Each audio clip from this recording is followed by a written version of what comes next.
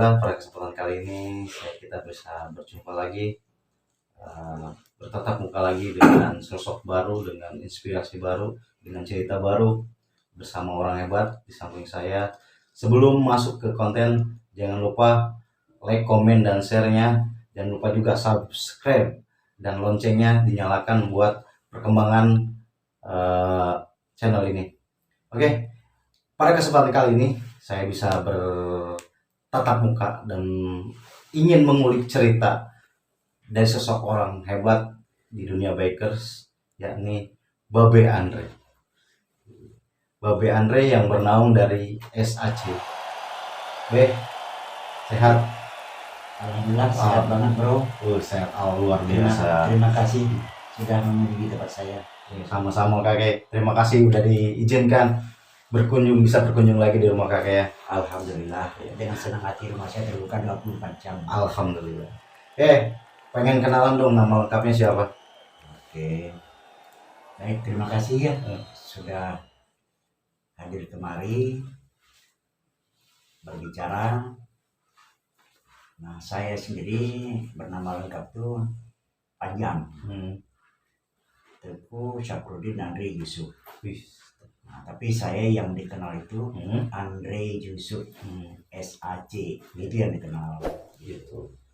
Nah, itu setelah saya jadi biker ada SAC-nya. SAC bukan saya tambah, teman-teman kasih dulu SAC, jadi gampang membedakan. Diingat ya kamu. Ya. Tengku berarti turunan Tengku. Apa? Teku. Tapi sih nggak pernah saya gunakan. Teku. Kayak orang Aceh gitu ya. Kalau di sini itu Raden. Itu marga apa? Kayak satu gelar ya kayak. Ya, saya gelar dari bangsawan. Iya, bangsawan. Nggak pernah saya gunakan. Itu kalau dari Teku itu dari mana kayak? Kalau gitu kan Raden kan kalau di sini itu dari Aceh. Aceh ya? Ya, kalau saya asalnya Aceh. Wah, asli Aceh ya? Asli asalnya. Cuman sekarang tinggal di Bogor. Di Bogor. Saya tinggal di Jawa ini sejak tahun 68. Wih, lama juga ya? Ya lumayan lah, baru berapa hari gitu ya. Luar biasa. Jadi saya bernama lengkap itu adalah Andre Yusuf SAC, dikenal itu Babe Andre, atau Ayah Andre, atau Kakek Andre, atau Papa Andre. Nah, kalau yang panggil kakek, ayah, papa itu orang tertentu, yang paling sudah dekat dengan saya, sudah seperti anak atau sudah seperti cucu sendiri. Gitu. Jadi banyak ya. Akan ada seperti adik sendiri. Nah, kalau yang panggil Babe itu rata-rata all biker. Jadi saya pengen tahu dong awal terjun di dunia biker atau terjun di dunia motor dari tahun kapan sih Babe? Kalau bicara bermain di motor, sebenarnya saya belum lama kalau di biker. Tapi kalau di motornya, saya ngawali dari tahun 1962. Wih, lumayan. Masih saya tinggal di kampung dulu, di Aceh. Dulu saya itu punya motor Vespa Super tahun 59. Nah, bentuknya super tapi bukan super dulu. Tahun 59 aja. Iya. Perselinnya itu 3, 1, 2, 3. Sekarang saya kan 4. Gitu. Nah, itu yang 125 cc. Nah, itu saya main itu dulu. Nah, kemudian di tahun 64 orang tua saya itu beli Vespa lagi, ya kan? Nah, itu suka saya colongin. Nah, kalau itu Vespa itu punya ayah saya buat pakai kerja. Nganggur saya colongin. Gitu. Nah, dari tahun 62 itu udah senang pegang motor itu. Lama-lama kok senang ke Vespa sampai hari ini. Ya, jadi saya termasuk orang paling mencintai Vespa. Gitu. Luar biasa ya. Nah, memang saya pernah pakai motor jenis-jenis motor-motor dari merek lain ya. Tapi itu bukan sebagai hobinya. Motor pengganti sementara gitu. Tetap hati mah Vespa ya? Oh, tetap di Vespa. Luar biasa. Kalau di dunia biker dari tahun berapa? Biker. Nah, kemudian tahun 68 saya pindah ke Jakarta. Nah, tahun 71 saya mulai kerja semberautan. Arti kerja semberautan, siapa yang butuh saya itu saya jalani. Nah, lama-lama saya kepikir, papi punya motor gitu kan itu. Tapi saat itu belum kebeli. Nah, saya baru beli Vespa pertama kali pakai uang pribadi saya itu di tahun 88. Saya belilah Vespa Super tahun 79 tuh yang ada di garasi sekarang. Oh, yang itu yang di depan ya. Yang di depan di garasi. Nah, itu tahun 79 akhir. Nah, dengan Vespa itulah saya itu malam-malam buana. Tapi saya belum main di klub baik kemanapun gitu. Nah, saya awalnya ketemu seorang anak muda jauh di bawah saya. Ketemu dia di Vespa juga. Ngobrol-ngobrol, saya lihat stiker dia gitu. Boleh nggak, Dek, kalau itu pakai di motor saya? Oh, boleh aja Om, tapi ada syarat katanya. Apa itu? Harus jadi anggota klub Vespa dulu. Oh gitu ya. Nah, di situ saya baru tahu ternyata Vespa itu ada klub. Ada wadahnya ya. Itu di tahun baru mau masuk awal 2000. Itu masih di tahun 99 akhir. Kira-kira bulan Oktober kalau nggak salah kan. Nah, saya mikir-mikir asik juga ya gitu. Terus kalau masuk klub ngapain? Nanti kita kumpul, sharing atau apa gitu ya. Nah, belajarlah saya datang hadir ke tempat dia.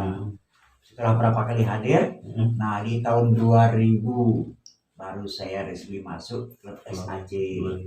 Ternyata nggak mudah. Di prospeknya berat banget. Ada tahapannya ya. Memang yang kakek alami saat masuk Vespa itu apa aja sih yang di fase sampai jadi member?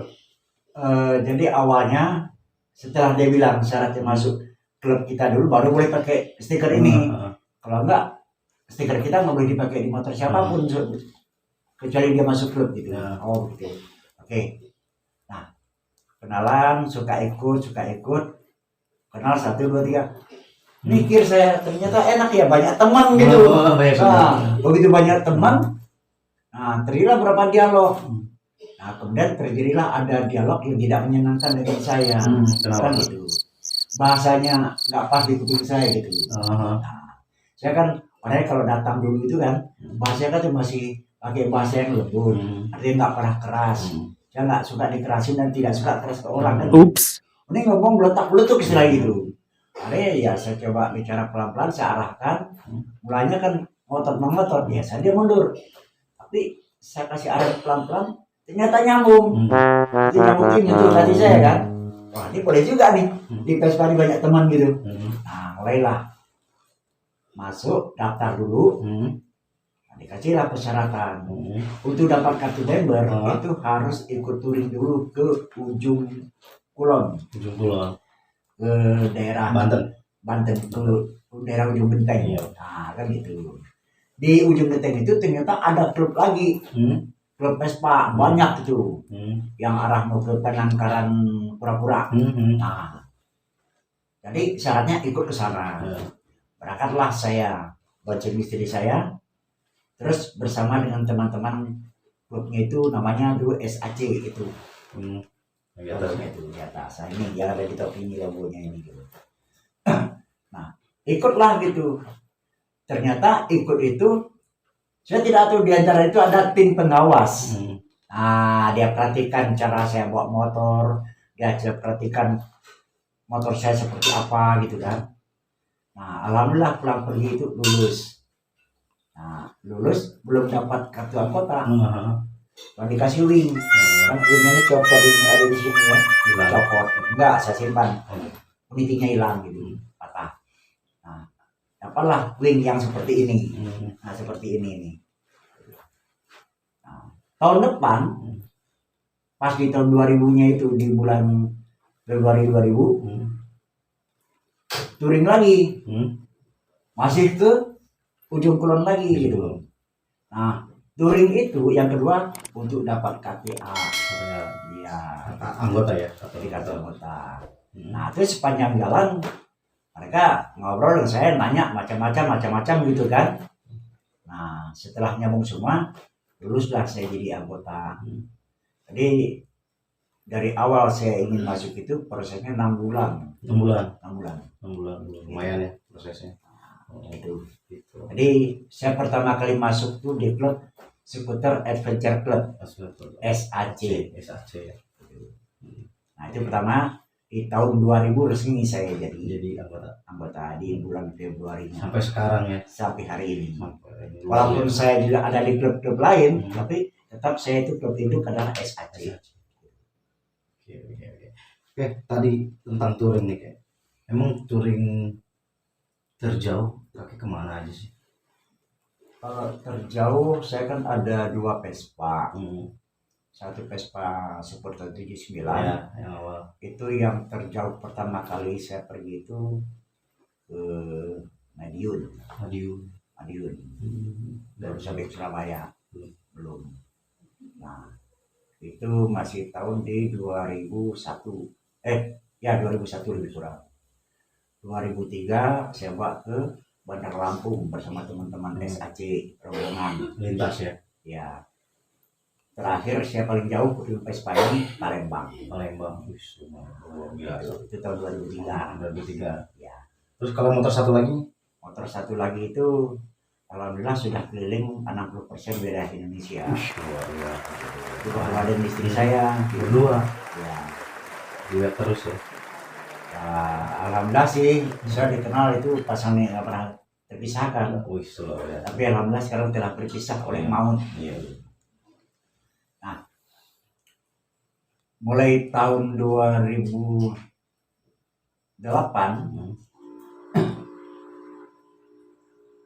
2008 itu saya mulai sering melanglang buana. Nah, kemudian di tahun 2012 saya itu dapat undangan ke Bengkulu ikut acara KBSS. KBSS itu keluarga besar skuter se-Sumatera. Nah, itu setiap tahun diadakan gitu. Datanglah saya waktu itu ke Bengkulu. Nah, dari rumah saya sudah persiapkan dari peta. Bengkulu itu kan dari setengah Sumatera. Nah, saya terpikir selesai sana nanti saya mau ke Medan. Saya wujudkan gitu. Saya jalan bersama rombongan anak Medan, dengan rombongan anak Lu Semame, kan gitu. Yang rombongan Jakarta pulang lagi balik kanan. Nah, kami waktu berangkat ke Bengkulu itu dilepas sama ketua IMI DKI di Taman Mini Jakarta ya? Di Jakarta. Jadi kita di Bogor datang sana kumpul di Taman Mini. Nah, di sana dilepas oleh ketua IMI, oleh ketua IVI,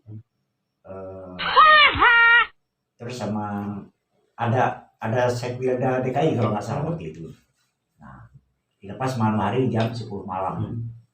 Berangkat kita 60 motor Vespa. Biasa banyak ya. Nah, sampailah ke Bengkulu ceritanya itu. Bengkulu beres acara, ternyata di sana saya itu banyak dikenalkan. Saya itu bertemu dengan Pak Wali Kota. Gitu.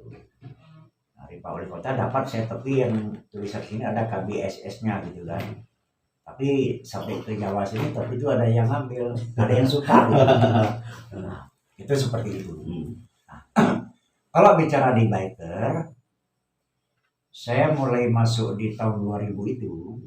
Kemudian di 2002 saya ketemu seorang tokoh yang sangat terkenal di Bogor. Saya diajak masuk di klub dia. Saya keberatan karena klub dia itu kan motor Tiger, gitu kan. Itu klub Mambor. Nah, saya nggak bisa nyimpang-nyimpang ke klub lain karena saya mainnya di SAK. Oh nggak apa-apa be katanya gitu. Kalau kita bebas gitu, oke. Tapi tetap saya menghormati dia. Diangkatlah saya jadi anggota kehormatan dari klub motor Tiger yang namanya Mabor di Jakarta yang dipimpin waktu itu oleh Bambang Ciras. Bambang Ciras itu ternyata akhirnya menjadi guru saya di biker. Nah, saya banyak belajar dari beliau. Nah, beliau melihat potensi saya, dikenalkanlah kepada para pejabat di wilayah Bogor. Nah, hanya dalam tempo 1 bulan karena saya itu orangnya welcome dan siapa aja ya, gitu. Mau dia seorang tukang sapu sampai pejabat, saya orangnya welcome. Jadi nggak tahu saya cepat sekali dalam 3 bulan cepat sekali terkenal. Nah, terkenal itu alhamdulillah saya itu tidak pernah memanfaatkan jabatan-jabatan mereka, gitu. Nah, jadi ada apa kita kan suka koordinasi, nah, berkembang lah itu.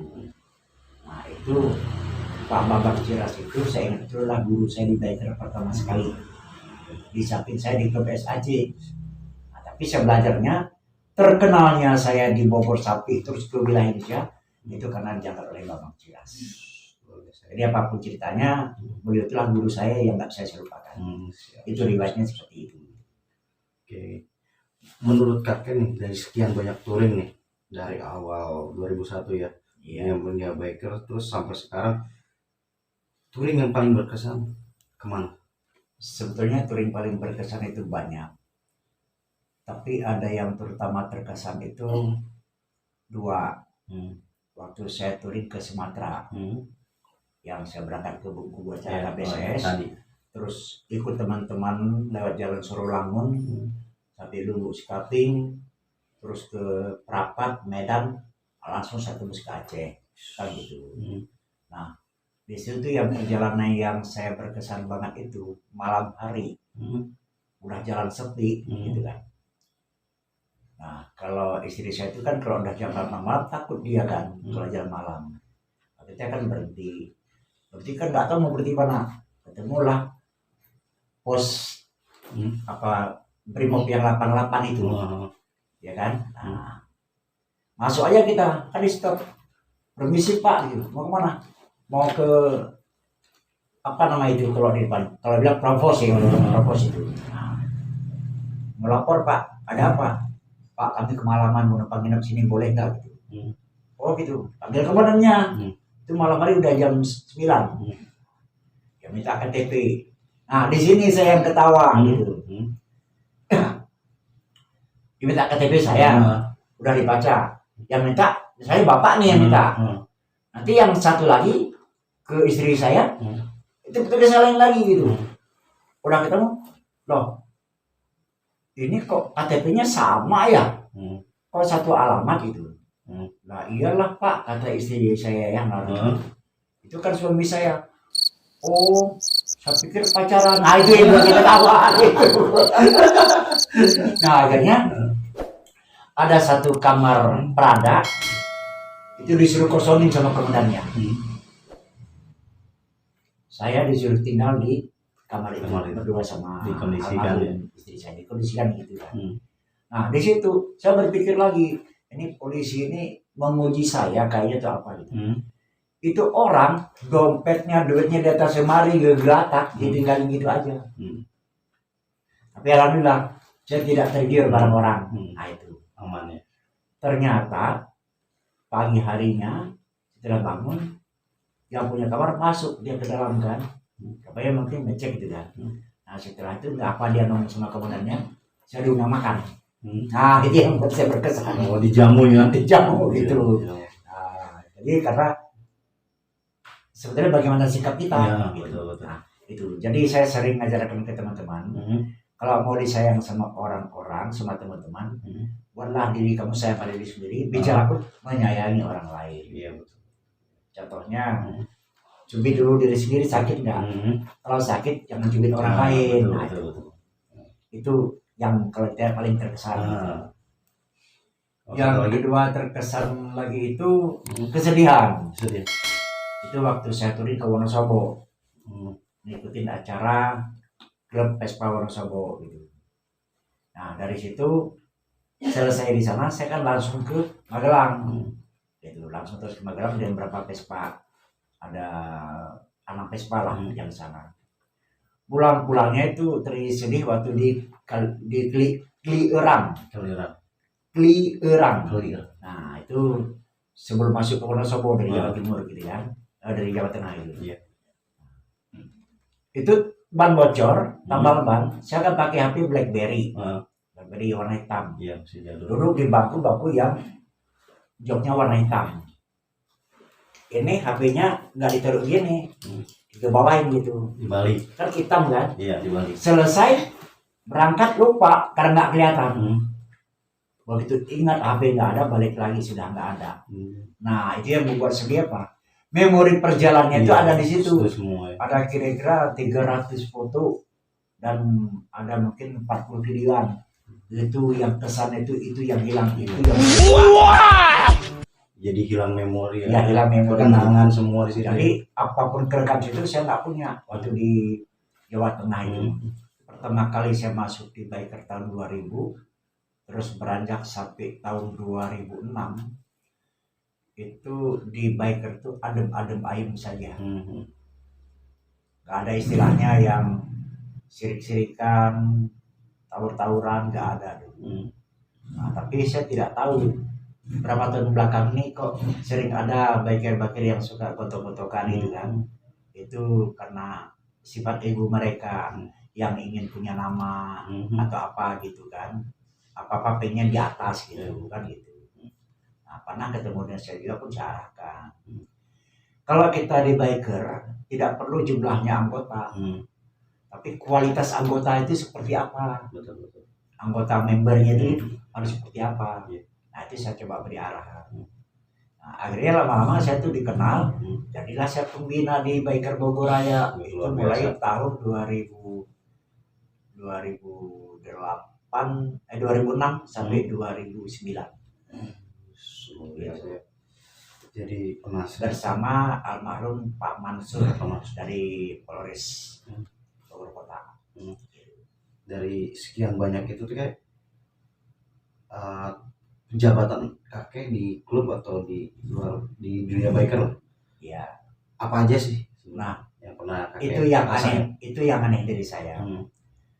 Saya tuh berapa kali mau ditunjuk jadi ketua. Jabatan apapun saya nggak pernah mau. Terus saya ingin jadi member biasa aja. Kalian pergi kemana, saya punya waktu, saya ikut. Gitu. Kan kalau saya mau turun itu dari pengalaman saya belajar, akhirnya saya ambil keputusan, saya buat syarat buat saya TV enggak. Kalau 3 ini saya punya baru saya berangkat. Kalau enggak. Apa aja kayak? Ini yang paling sering saya eksposkan ke teman-teman kalau mau berangkat touring gitu. Saya kalau mau pergi itu, yang pertama badan saya fisik saya sehat enggak? Jadi pertama itu badan saya sehat dulu. Iya betul. Istri saya kan sering saya ajak nggak pernah saya tinggal. Sehat enggak? Iya, Sehat baru berangkat. Kalau saya bisa berangkat, istri nggak bisa ikut, saya nggak jadi berangkat. Jadi harus berdua. Memang tetap berdua terus, nggak pernah saya tinggalkan. Yang kedua, motor saya tidak safety nggak. Kalau nggak safety, saya tidak berangkat. Ada yang terpenting nih, ini yang sering diabaikan teman-teman ini. Apa tuh? Apalagi kalau yang pemula-pemula gitu. Itu kalau berangkat aja, nggak mikir duitnya cukup atau tidak. Jadi pertama sehat badan, kedua sehat motor, ketiga sehat kantong. Nah, banyak teman-teman itu beranggapin, aku ini kan banyak teman-teman, nanti kalau ada apa-apa nanti kan paling ditolong teman. Saya kasih arahan, kita pergi bertiga ya dek. Gitu.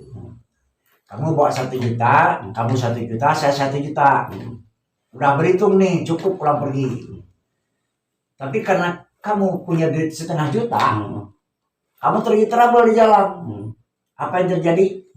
Kita ini nggak mungkin dong meninggalkan kamu. Betul. Nah, kita bantulah. Akibatnya kalau istilah bahasa, kamu bisa pulang pergi dengan selamat. Kami yang 2 ini salah satu ada yang tersangkut karena kekurangan duit. Karena terpakai oleh kamu. Bukan kami tidak ikhlas, tapi itulah akibatnya. Oleh karena itu, saya mencoba mengarahkan. Kalau uangnya ragu-ragu, lebih baik ya di rumah saja gitu. Nah, itu pun saya buktikan ke teman-teman. Cuman parahnya apa? Saya tuh sering diculik. Gak tahu saya nggak punya duit. Siapa dia berangkat gitu. Nah, jadi ACBC ditanggung sebenarnya. Alhamdulillah ya. Termasuk sekarang ini ada seorang sahabat saya di Biker, sudah seperti cucu saya sendiri. Itu yang mereka sayangkan ke saya itu. Aduh, kadang-kadang yang paling banyak culik saya itu dia. Siapa tuh? Ada. Apa perlu saya sebut namanya? Boleh. Itu kalau di Biker dikenalnya Kang Ewo. Dari mana dia? Dia itu anak klub motor simple. Komoditi dari Bogor. Ya. Nah, itu yang paling sering menculik saya gitu. Jadi main culik-culik. Kalau yang lain nyulik saya paling 2-3 kali, ini udah sampai 10 kali 15 kali nyulik saya itu. Sering banget ya. Saya nggak punya duit.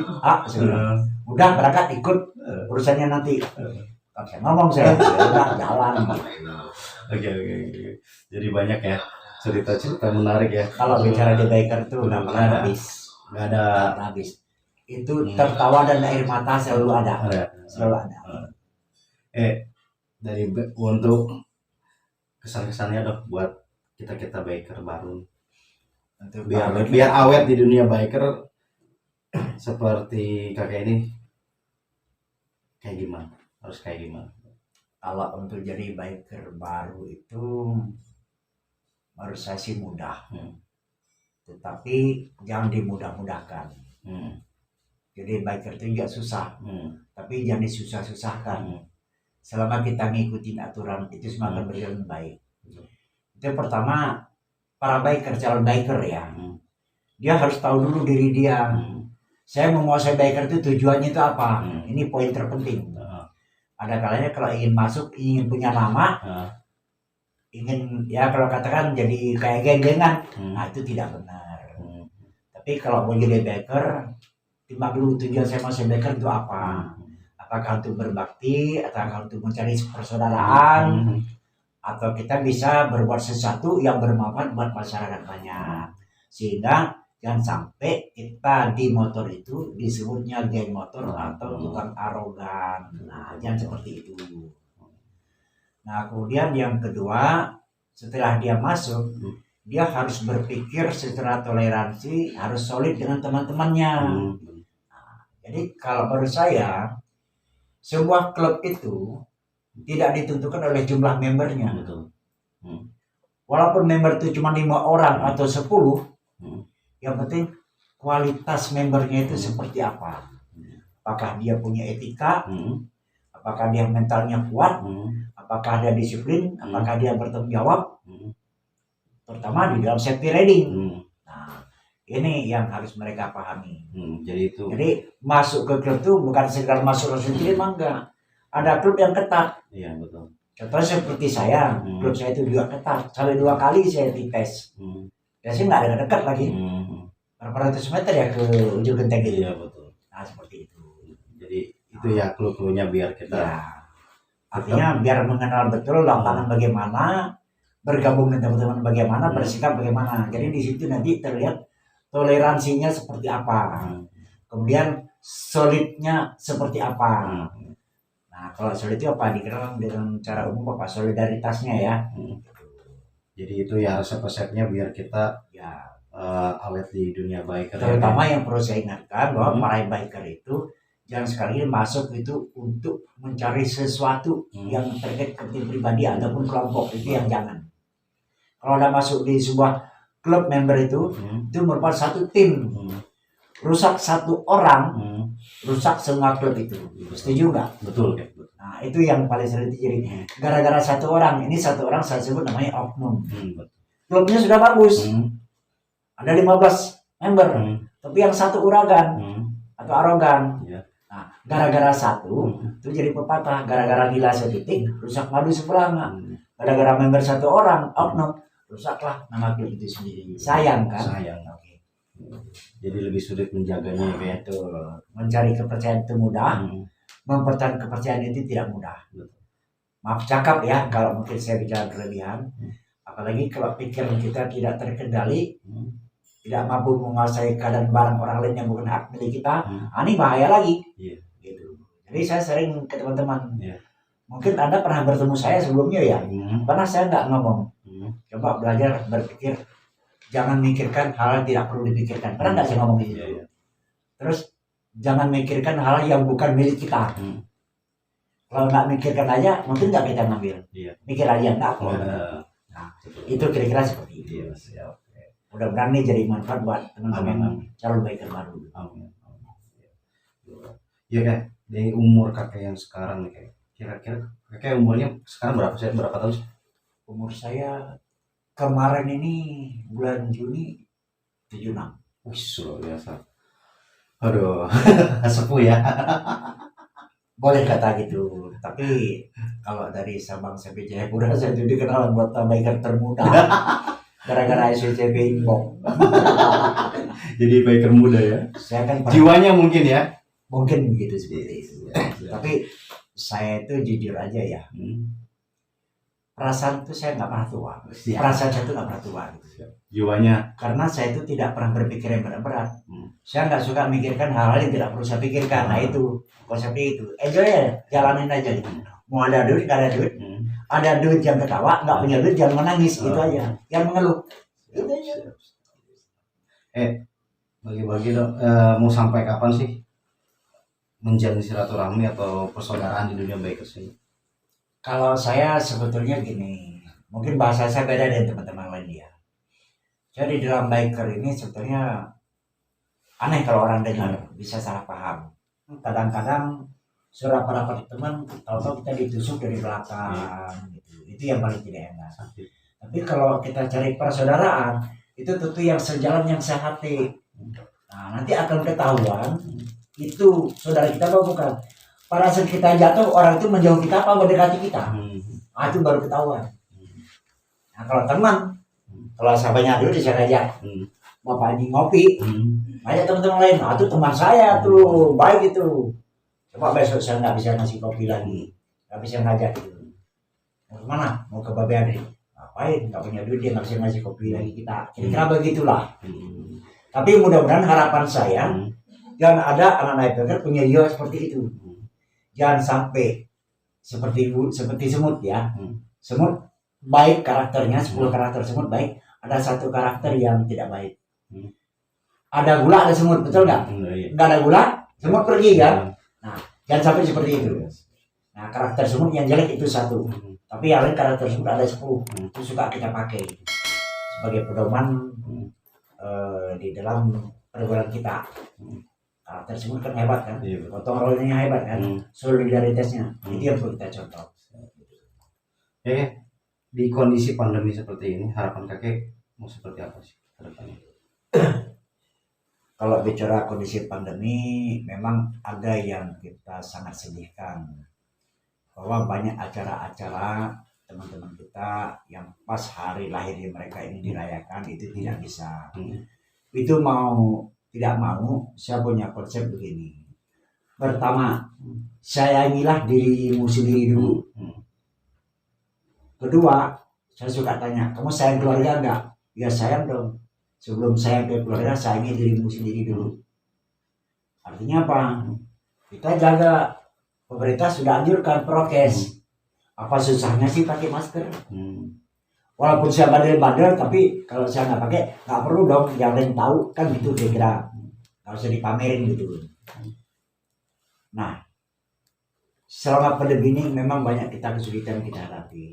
Tapi ini kita jalani aja dengan ikhlas. Nah, jangan banyak mengeluh ini itu segala macam. Jalanin sebisanya. Kalau kita nggak bisa jalan, mendingan diam di rumah untuk kesehatan. Menjaga diri sendiri dan menjaga keluarga. Yang penting kita tuh selama pandemi disiplin saja. Kalau memang sudah tidak boleh ya udah nggak usah dipaksain. Kalau bicara pandemi, saya pertama sudah tengkurap di rumah tanggal 26 Desember 2019. Itu saya sudah nggak kemana-mana. Paling-paling kalau ada yang ngajak, lihat dulu skala prioritasnya berapa. Kalau prioritas 1 contoh, saya di rumah, perutnya lapar, mau harus keluar kan? Itu prioritas 1 namanya. Tapi prioritas 2 bagi saya itu nggak banyak pikiran. Kira-kira begitulah. Jadi selama pandemi ini kita harus tetap jaga disiplin pribadi, jaga kesehatan sendiri, baru kita melindungi keluarga dan tetangga-tetangga dan teman-teman kita. Mudah-mudahan pandemi ini cepat berakhir ya. Insya Allah mudah-mudahan kita hanya berdoa aja kepada Allah. Saya ucapkan terima kasih atas cerita dan pengalamannya, banyak ilmu yang saya dapat juga dari kakeknya. Mudah-mudahan nanti lain kesempatan kita bisa Tadi berjumpa lagi. ada satu pertanyaan yang belum saya jawab. Apa? Ya. Tadi tanya apa pensiunnya ya? Oh, bukan pensiun. Ya berarti dari persaudaraan. Bukan. Mau sampai kapan kakek? Iya, mau sampai kapan? Jalin persaudaraan ini. Kalau itu pertanyaan itu tadi belum saya jawab karena tadi terpotong. Bagi saya itu persaudaraan itu nggak ada hentinya. Kecuali maut yang memisahkan. Betul. Karena persaudaraan itu tidak ada batas. Kita kadang-kadang ada moto bersaudara itu tanpa batas. Arti tanpa batas ya kalau kita sudah kembali ke Allah ya udah selesai persaudaraan kita itu di dunia. Tapi baru ke alam barzakh nanti itu. Nah itu. Jadi bagi saya itu nggak ada istilahnya memutuskan tali silaturahmi kepada siapapun, tidak pernah. Kalau orang memutuskan ke saya itu urusan mereka. Yang penting saya tidak. Sekarang lagi marak-maraknya gangster. Apa bedanya sih gangster sama bikers? Kalau bicara perbedaan itu menurut saya dan pengalaman saya itu besar. Saya itu dulu dari tahun 2004 selama 6 tahun bersama Babang Kiras mencoba mengatasi namanya gangster. Dalam arti kata bukan kita berjibaku melawan berperang, bukan ya. Iya betul. Tapi mencoba mengumpulkan, mengarahkan. Kalau gangster itu dikenal yang arogansi, ugal-ugalan, balap-balapan, kemudian mencelakakan orang, bahkan bisa terjadi hal-hal yang negatif thinking, kan itu. Nah itu kita berupaya dulu bersama Polres, bersama Denpom, bersama Danrem, bersama Dandim dulu, bersama Pak Wali Kota untuk di wilayah Bogor. Nah, itu kita melakukan sweeping bersama-sama gitu.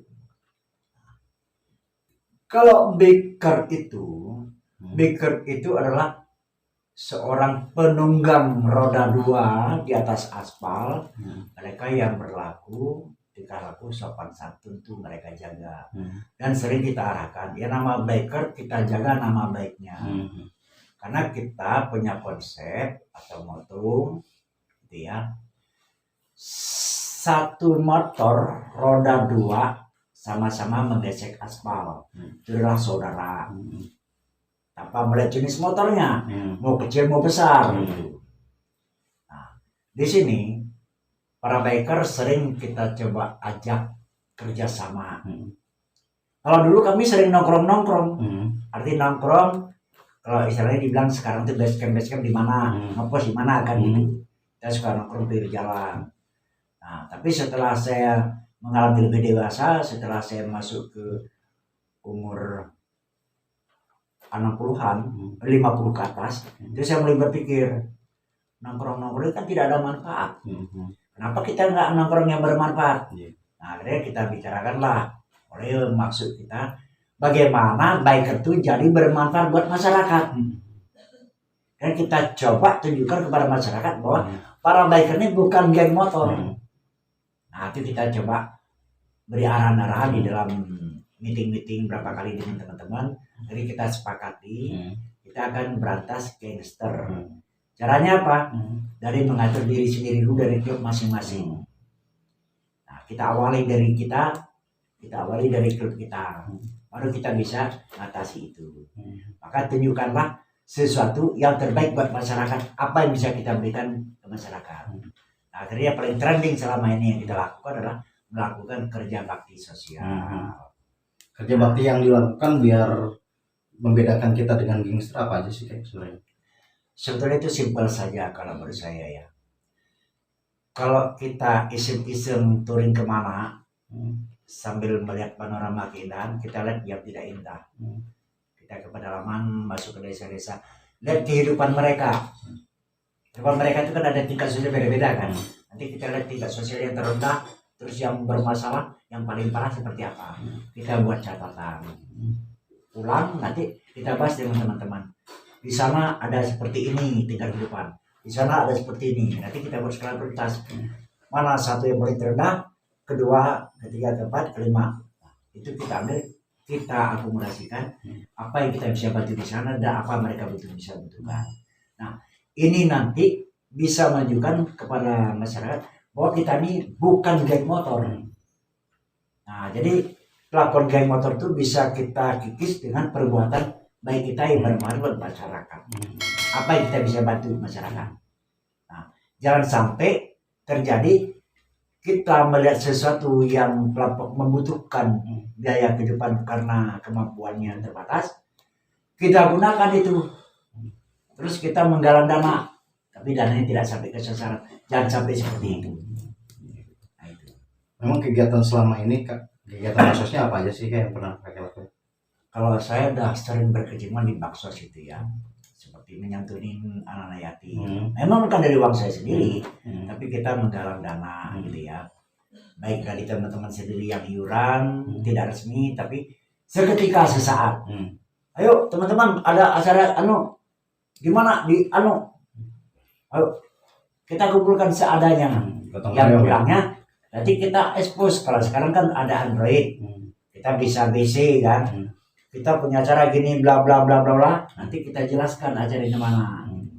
Nanti satu-satu mereka yang baca, mereka lempar sana sini, tergabunglah, nanti jadilah pertemuan. Ini kita ada acara membaksos ini, apa yang harus kita lakukan dan bagaimana teknisnya. Nah, kita bahas bersama sampai dapat kesepakatan beberapa klub motor. Bahkan kita pernah berkumpul sampai ribuan klub motor itu. Luar biasa. Itu luar biasa banget. Luar biasa. Terus selain santunan yatim apa? Itu bisa misalnya kita melihat pesantren apa yang mereka butuhkan. Apakah butuh di Al-Quran Iqra, apa butuh Al-Quran. Nah, kita upayakan mencari donatur. Nah, baru-baru ini kita juga sudah sebelum puasa kan, kita melakukan pembagian 1000 Al-Quran. Tapi alhamdulillah yang melihat itu positif. Target kita cuma 1000 Al-Quran, ternyata sampai 2000 lebih, karena masyarakat melihat kegiatan kita anak motor ini, wah ini anak motor katanya gaya motor, tapi kok bagi-bagi Al-Quran. Nah, itu yang menurut kita luar biasa. Ini yang perlu kita bangga kepada anak biker seperti ini, gitu. Nah, itu yang perlu kita banggakan. Jadi mereka berpikir positif, melakukan yang positif, sehingga bisa mengikis pemikiran-pemikiran masyarakat yang negatif. Nah, ini tujuan kita seperti itu. Jadi jelas beda ya antara geng motor dengan bikers ya. Terus masalah baksos juga ada lagi, seperti suratan massal yang kita pernah lakukan. Terus kemudian memberikan bantuan kepada anak-anak yang untuk sekolah yang tidak mampu juga pernah kita lakukan. Kita mencari donasi dari siapa, atau bahkan kita mencari orang tua asuh. Itu pernah kita lakukan di grup saya yang bernama Kasep. Kasep itu komunitas sedulur Pajajaran. Nah, itu.